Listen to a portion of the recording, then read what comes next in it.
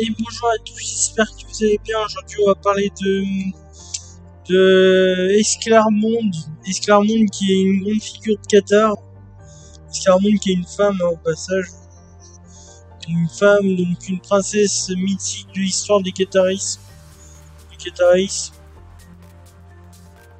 Il y a, dans la comté avant, on va présenter un peu la comté de Foix. La comté de Foix, il y a des conflits entre les moines Saint-Antonin et les comtes de Foix. Mais il reste quand même pas mal de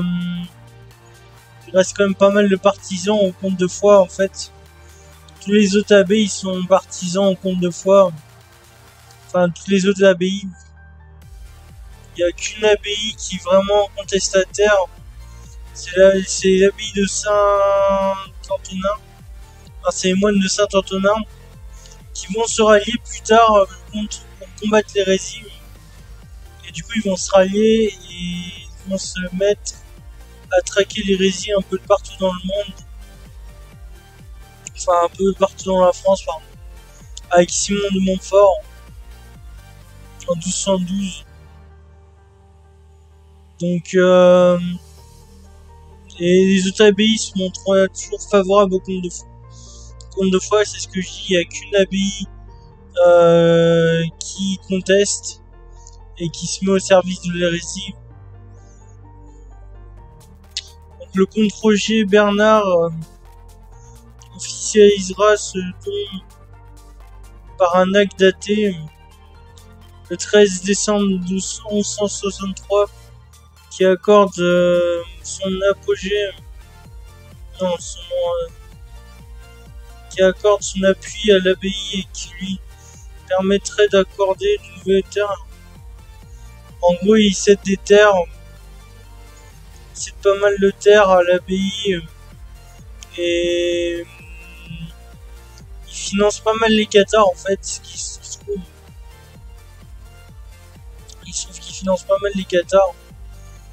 Donc c'est plutôt le comte de Foix, il est plutôt un allié des Qatars. Les moines Bourbonnes qui restèrent toujours fidèles au comte de Foix. Donc voilà, donc ça c'est pour présenter un peu la première partie. Où t'as le comte de Foix, où il se fait des ennemis avec les saints Antonin, mais il reste quand même pas mal d'alliés, notamment les moines de Bourbonne. Donc maintenant on va voir l'enfance et la jeunesse de Esclarmonde. Donc elle est beaucoup l'été jointe sa famille de pareil, du seigneur pareil, Péreil pardon, seigneur du Montségur notamment. Donc elle allait s'occuper de joindre un peu Péreil et du coup elle était comme si c'était le seigneur de Montségur, il y avait pas mal de Qatars là-bas et du coup elle se faisait pas mal influencer. Esclarmonde se faisait pas mal influencer.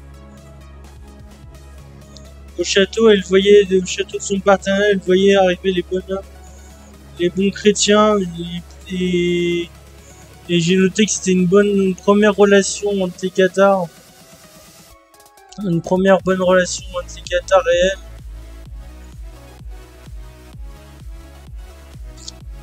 Donc elle s'est imprégnée très vite de la doctrine Qatar et du langage. Il protégeait du coup les parfaits. Donc à Montségur, il y avait une protection des parfaits. Mais pas qu'à Montségur. Toute la comté de Foix protégeait les parfaits en fait. Et les parfaits se montraient ils faisaient leur prédication. Donc ils protégeaient les parfaits. Et très souvent, il les protégeait parce que l'Église se montrait riche et arrogante. Du coup, tout le monde prenait plus ou moins le parti des parfaits. Donc voilà. Donc l'Escarmonde, c'est l'attrait pour la nouveauté. Donc il va accueillir la religion cathare. Il va accueillir la religion cathare. Elle va s'instruire dans la religion. Cette religion avec un maître qui va s'appeler Guillaume de Castelnau. J'arrive moyen de mettre voilà. Guillaume de Castelnau, un maître troubadour. Parce que les cathares sont comme des troubadours à l'époque, qui déversent un peu leur doctrine. Donc Raymond Roger étudiait cet art du troubadour et partait déjà comme initié le nom du Druz.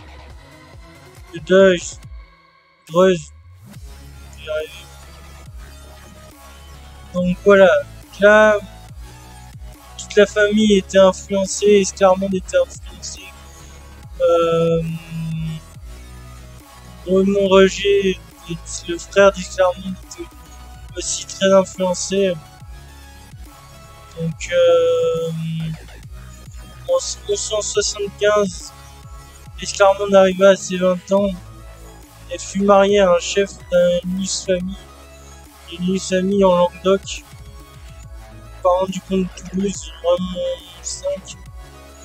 Donc ce chef illustre en Languedoc, il était catholique et du coup il s'est marié tout en sachant qu'elle était cathare, l'autre catholique, mais ça n'a pas empêché du coup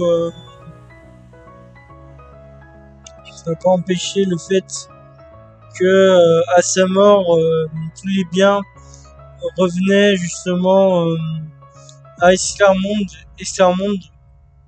Du coup, à la mort de son mari, Escarmonde elle reçoit tous les biens, mais elle-même va suivre la voie des parfaits. La voie des parfaits indique qu'il faut rester dans la pauvreté.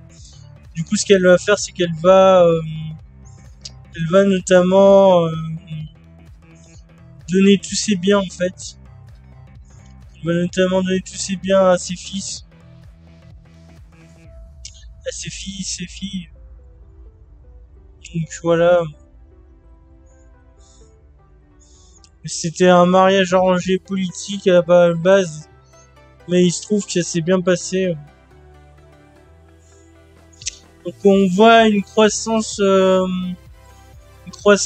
augmentation de l'hérésie croissante, très croissante. Donc en 1169, le pape Alexandre III excommunia solennellement les tenants de la nouvelle doctrine. Donc excommunia un peu tous ceux qui prônaient la doctrine cathare. Donc en 1184, le cardinal Henri d'Albano, légat du pape, entreprit des expéditions punitives contre l'Auvergne et le Limousin. Donc là, c'est quand même la première inquisition, je me rappelle. La première inquisition qui était discutée et que justement a été proposée pour punir les cathares, mais pour qu'ils se réconcilient avec eux, pour qu'ils se réconcilient avec la religion chrétienne, et non pas pour qu'ils combattent comme la deuxième inquisition. La deuxième inquisition a été en 1232, elle était pour justement attaquer directement, tuer directement l'hérésie par tous les moyens. Donc c'était une autre forme de combat de l'hérésie. La première forme a été beaucoup moins efficace parce que les parfaits se moquaient des prédications des des évêques, tout ça, enfin, des inquisiteurs évêques. C'était souvent les évêques d'ailleurs. C'était l'inquisition des évêques et qui se montrait pas très efficace même avec la punition et tout. Les cathares continuaient à progresser. Donc les persécutés, dans un certain nombre, allaient se réfugier dans un comté de foi où ils étaient en sécurité. Donc voilà. Donc il y a une compassion est faite. Il y a une compassion de la part de S. Clermont envers les persécutés. Elle fait montre de caractère, de solidarité envers les plus malheureux. Donc elle donne pas mal d'argent, tout ça. Et voilà, donc elle s'occupe vraiment de tous les malheurs du peuple cathare, un peu. C'est pour ça qu'elle est importante. En 1188, Raymond Roger devenait comte de Foix à la place de son père défunt Roger Bernard. Donc Raymond Roger, il devenait le comte de Foix et du coup c'était le frère.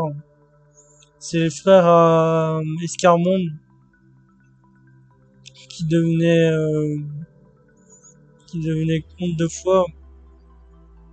Au XIIIe siècle, se mettaient en place les acteurs de la grande tragédie de l'épopée des cathares. Donc au XIIIe siècle, ce qui s'est passé, c'est que avec l'Inquisition, tout ça, les persécutions très courantes, les cathares ne pouvaient pas vraiment s'exprimer. Ils ne pouvaient pas vraiment s'exprimer plus que ça. Et ça a amené une tragédie, notamment en 1244 à Quéribus et en 1255 à Montségur. Non, à 1255 à Quéribus et en 1244 à Montségur, c'est l'inverse. Et ça a amené pas mal de tragédies. Donc au XIIIe siècle, c'était un peu là, c'était un peu la galère, quoi, clairement. Et c'est fin 12e siècle, que que la, que l'hérésie va vraiment, cathare va vraiment se propager en fait. En 1205, en 1215, malgré l'université de Toulouse qui a été créée.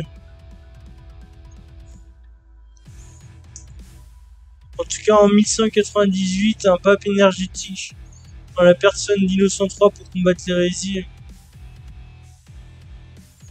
Donc voilà, donc c'est Innocent III qui a envoyé les légats justement essayer de combattre l'hérésie. En 1202, Jordan de Lys Jourdain a légué tous ses biens à son épouse. Enfin voilà, donc ça c'est ce qu'on a dit plus tôt, c'est que en gros le mari de Esclarmonde meurt et du coup il donne tous ses biens à Esclarmonde, mais Esclarmonde donne les biens elle-même à ses fils, abandonne toute sa fortune donne à ses enfants. Et lui, Esclarmonde décide de vivre dans une vie de prière et d'austérité. Donc dans les années 1200 et quelques, il y a une augmentation très croissante des cathares, voire énormément croissante, avec la protection de Raymond VI de Toulouse. Je crois que oui, c'est ça, c'est Raymond VI de Toulouse. Il y a une protection importante, malgré les prédications contre l'hérésie. À Toulouse, il reste quand même pas mal de cathares. même s'ils sont souvent combattus par les cisterciens et la lutte des légats du pape. Donc bon. Elle organisa la défense du pays 2 fois contre d'éventuels agresseurs.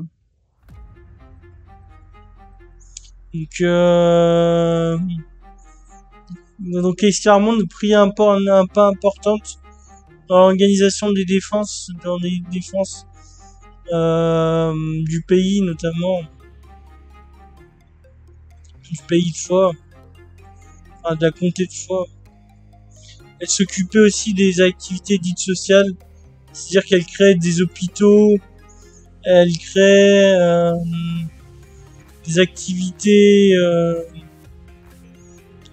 elle créait des hôpitaux, des écoles, des ateliers, ce qui était très important pour développer justement l'esprit critique qui était dans les écoles, les hôpitaux, pour guérir un peu les cathares qui ont été notamment touchés, et protéger vraiment la croyance cathare. C'est pour ça qu'elle est très importante à noter dans les annales, quoi.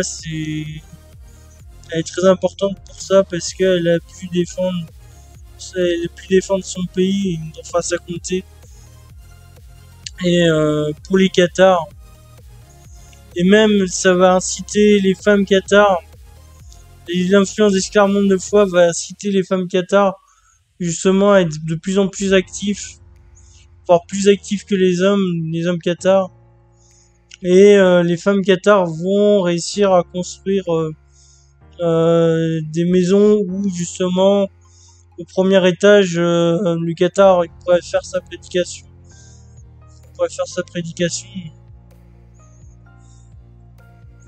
Donc il y avait de plus en plus de jeunes filles avec plus d'ardeur que les hommes pour soutenir la cause des cathares. En 1204, il y a une armée importante pour Esclarmonde. Elle réunit une armée importante, cette femme, et en même temps elle réunit un concile avec pas mal de cathares, une grande importance puisqu'il y a à peu près 600 personnes, 600 cathares, le nombre de participants. Donc l'existe cathare, surtout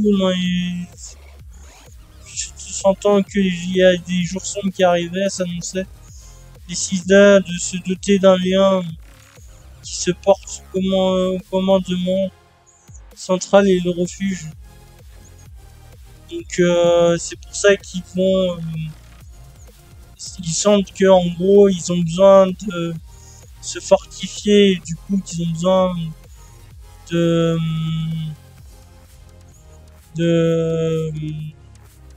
centraliser le pouvoir. Du coup c'est pour ça qu'ils vont essayer de ramener justement de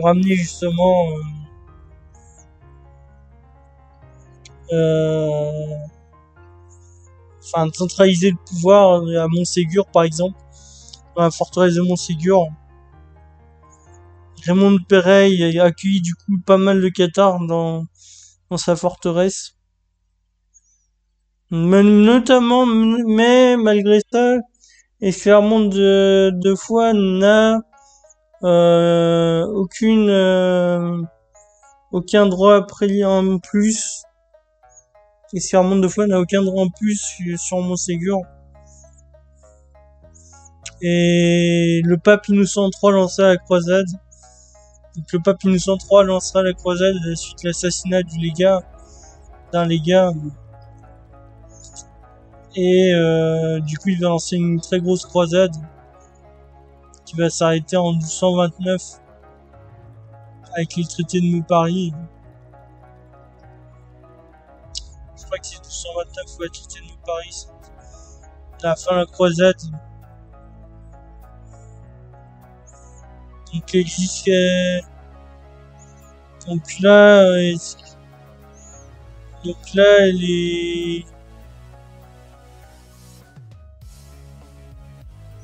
Donc là, va falloir se préparer à la guerre. Malgré tout, il reste, comme j'ai dit précédemment, des maisons d'éducation en termes par les parfaits, des bonhommes qui venaient prêcher et enseigner aux croyants, souvent au premier étage, dans une maison pauvre. Ils venaient enseigner et prêcher pour les croyants.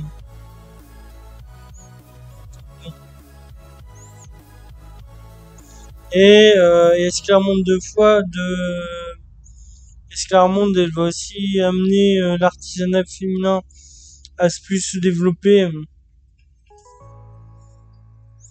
Donc en 1206, il y a une cérémonie solennelle qui réunit à Fangeau la noblesse du pays qui se trouvait avec Raymond Roger de Foix qui a assisté à la cérémonie au consolamentum qui a été confié à 4 dames.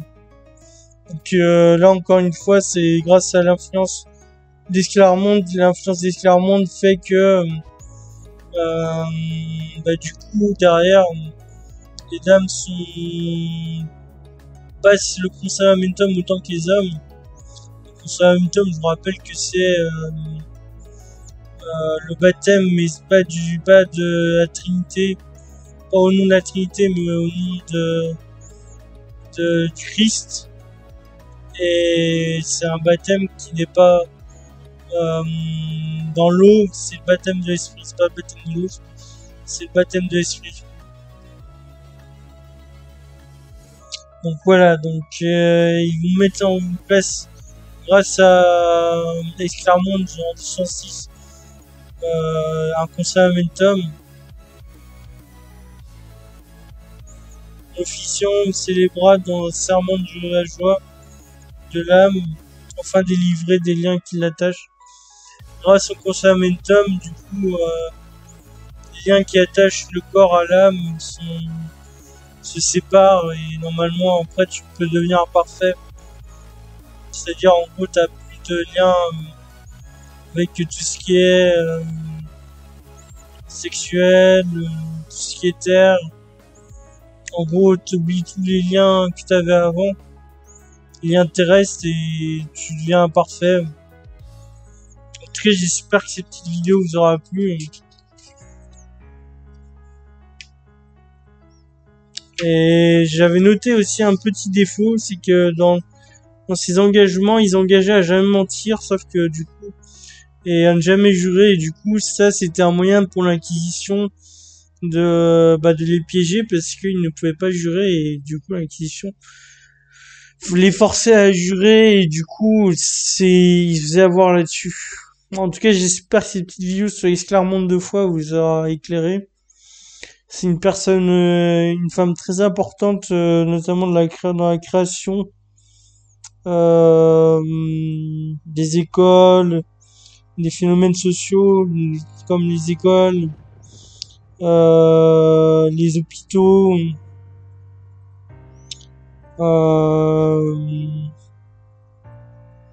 les ateliers féminins notamment. C'est elle qui a ramené, elle a donné tout son argent à ses fils, et elle vit comme une parfaite, un peu dans la pauvreté, et elle donna l'énergie aux femmes, surtout ce qui est très important à retenir, c'est qu'elle donna l'énergie aux femmes cathares de faire aussi bien que les hommes cathares. Donc en tout cas, si vous avez aimé cette petite vidéo, n'hésitez pas à liker, à vous abonner. Mais la prochaine, je vous dis ciao.